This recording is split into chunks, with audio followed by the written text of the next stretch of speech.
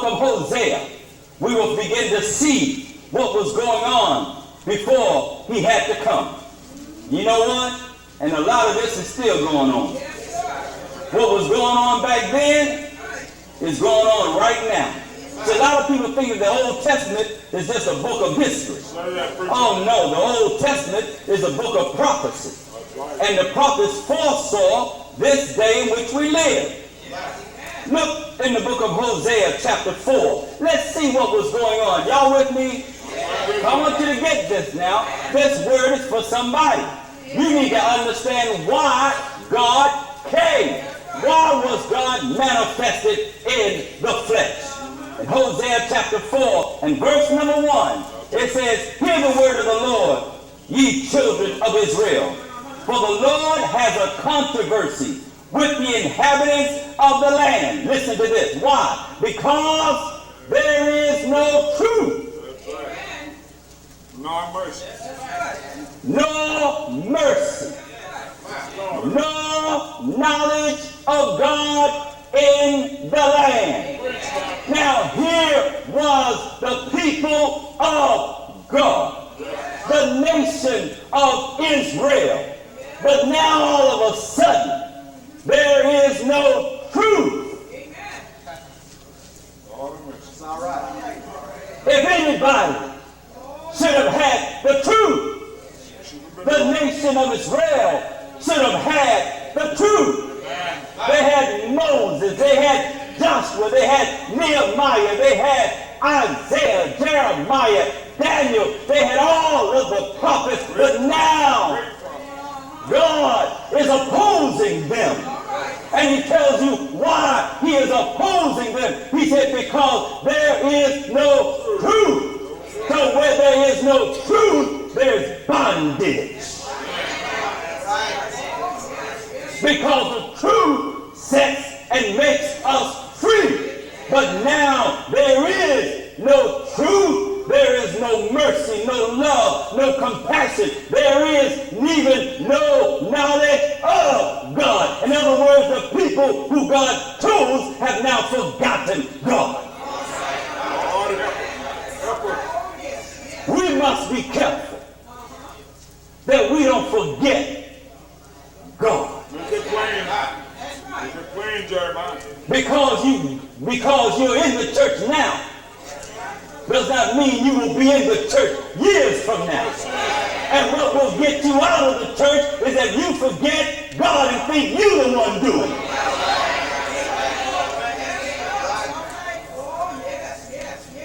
We should be still thanking God for the troubles he brought us out 20 years ago, 10 years ago. And we should always remember that if he brought us out before, he's the same God that can bring us out right now. And the nation of Israel forgot God.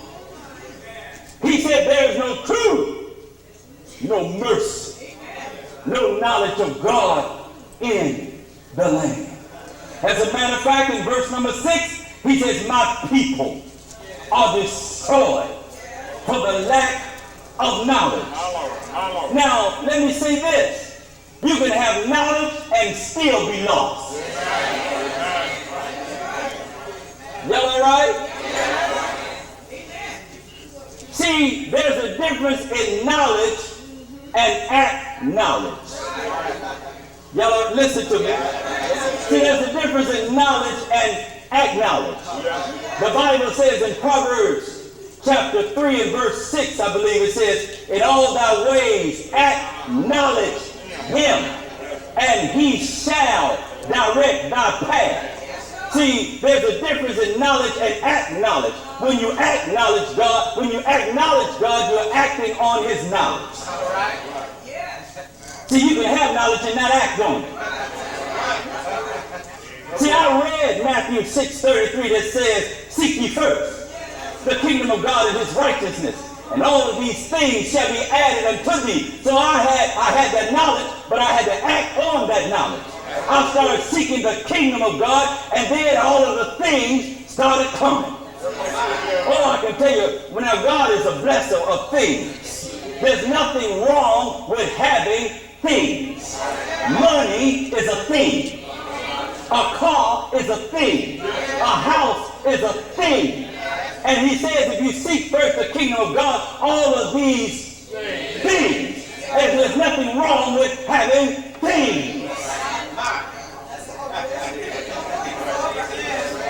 But first, God got to come first. Because God is the provider of all of these things. He said, my people are destroyed from the lack of knowledge. He said, because thou hast rejected knowledge.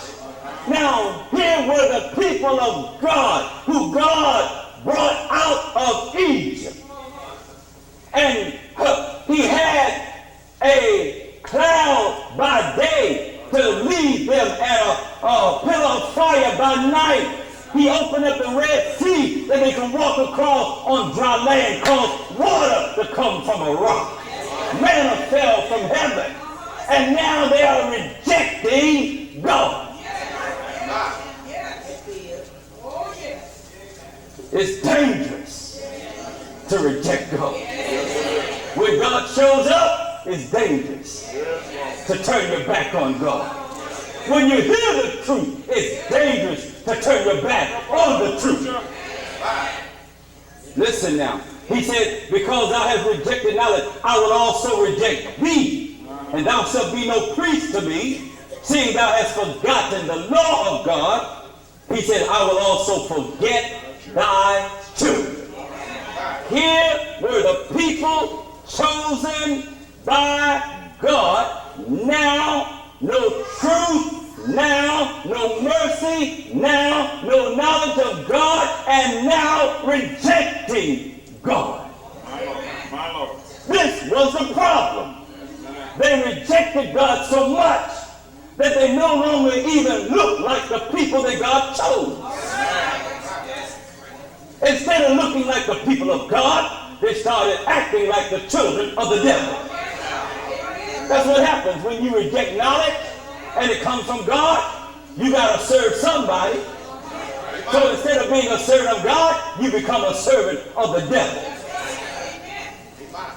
And devil servants are the biggest liars in the world. They are haters, they're liars, they're schemers, they're conspirators. They don't have no love. They hate the truth.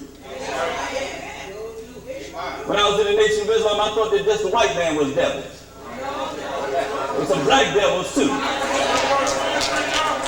And you know you can't beat us doing nothing. The black man, he could run, he could jump, he the greatest. Yeah, and if he decides to be a devil, he could be the greatest devil you ever met.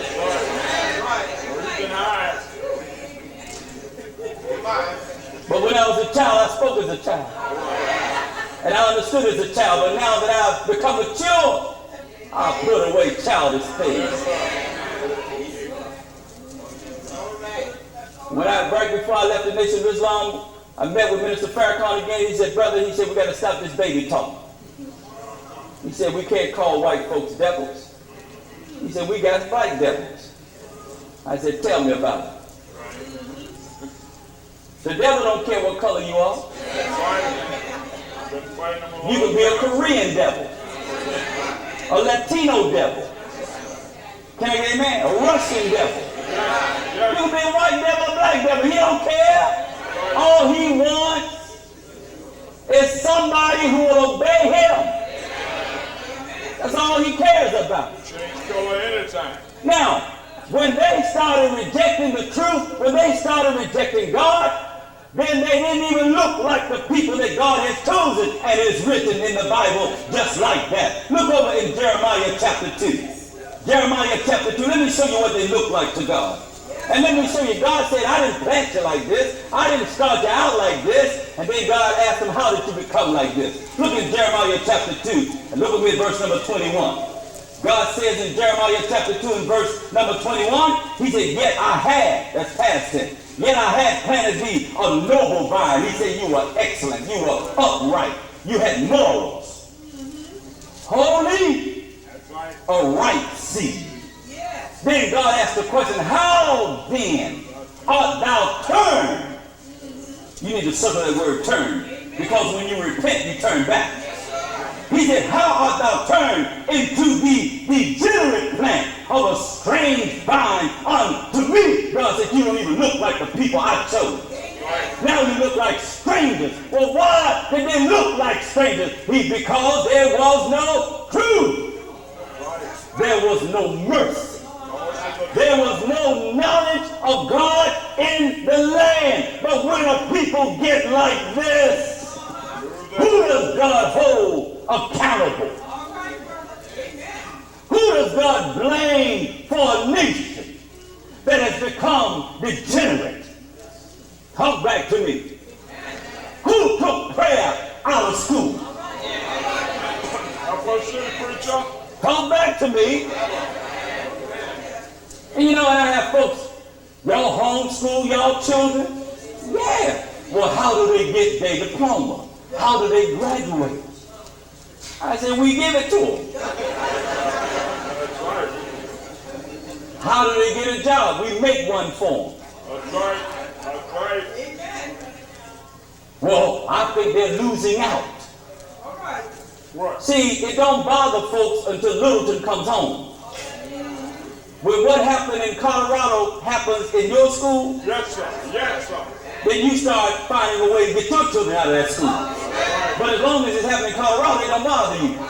But let it happen in your school, in your neighborhood, and I guarantee you, you'll start considering homeschool. As a matter of fact, the church should have a school. Yes, sir.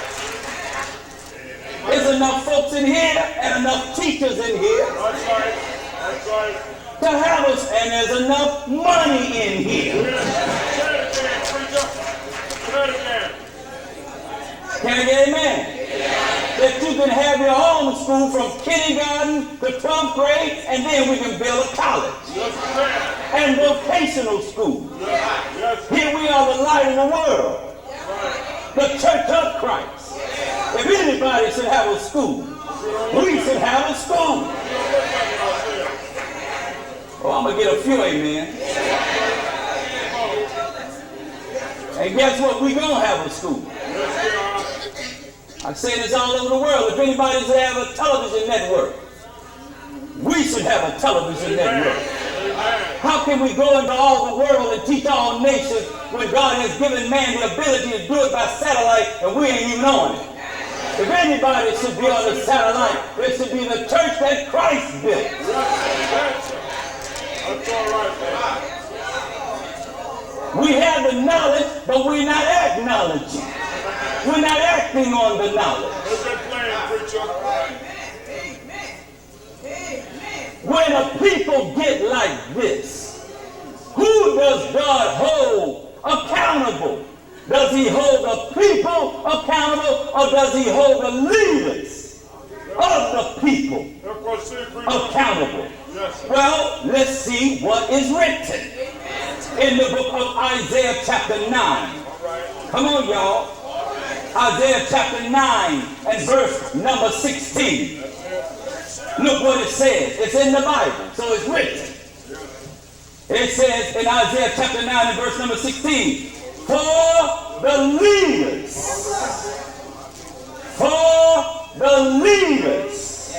of this people, cause them to err, and they that are led of them are destroyed. My people are destroyed for the lack of knowledge. Well, who does God hold accountable? He said, for the leaders. People can't follow an example unless the leaders give the example. For the leaders of this people, God had a problem with leadership. They were not leading the people anywhere. God has a problem with many of the so-called churches around this country because they're not leading the people to true salvation. They're not teaching the truth. They're not teaching what is written from the scriptures. He said for the leaders of this people, and he didn't just say it there. He said it in Jeremiah also. In Jeremiah chapter 50 and verse number 6, he pointed out the shepherds. Come on, y'all, I got to tell you why God came. Look at Jeremiah chapter 50 and verse 6. I'm sorry. Jeremiah chapter 50 and verse number 6. Come on, look what it says. Jeremiah chapter 50. I want you to see this. Jeremiah chapter 50 and verse number 6. He said, my people have been lost sheep. Their shepherds, say shepherds. Their shepherds have caused them to go astray. Remember that word turn? They have turned them away from the mountain to the hill. They have forgotten their refuge. They have forgotten their resting place. They have forgotten God. He said, but the shepherds are the reason. He said, the leaders are the reason. Amen. That's right. Amen. But God is merciful. And before God will destroy them, like he did Sodom and Gomorrah, like he did in the days of Noah, God looked for somebody. Well, I'm happy now. See, I'm glad that when God couldn't find no one, at least he looked for somebody. That he would not have to destroy the land that he had promised to the people of God. So when he couldn't find no one, that means he was looking for somebody. Did y'all ever read that? Where God was, he said, I sought for a man. Look at Ezekiel chapter 22 verse 30. It's there. It's written, y'all. We're only dealing with what's in the word. Come on now. Now if you find some fault in what I'm reading, I want you to stand up and tell me that you find fault in it when I get through. If this is not straight enough for you, we'll straighten it out some more. But look at this. It's all in the Bible. You know what our problem is? We don't read. The whole plan of God, the plan of salvation, how man fell and how man will be raised back into the very likeness of God is all. Yeah. But I got news for you. Yes, sir. A virgin can conceive if God calls it. Yes, sir. Because he God. It is written that a virgin shall conceive. That's right. Now you can give your interpretation of it if you want to, but I'm going to tell you what it means. And I'm going to tell you that a virgin can conceive. You ask me how. Well, how did God form a man from dust? Come on. He formed them from dust and then breathed into dust after he formed it the breath of life. And the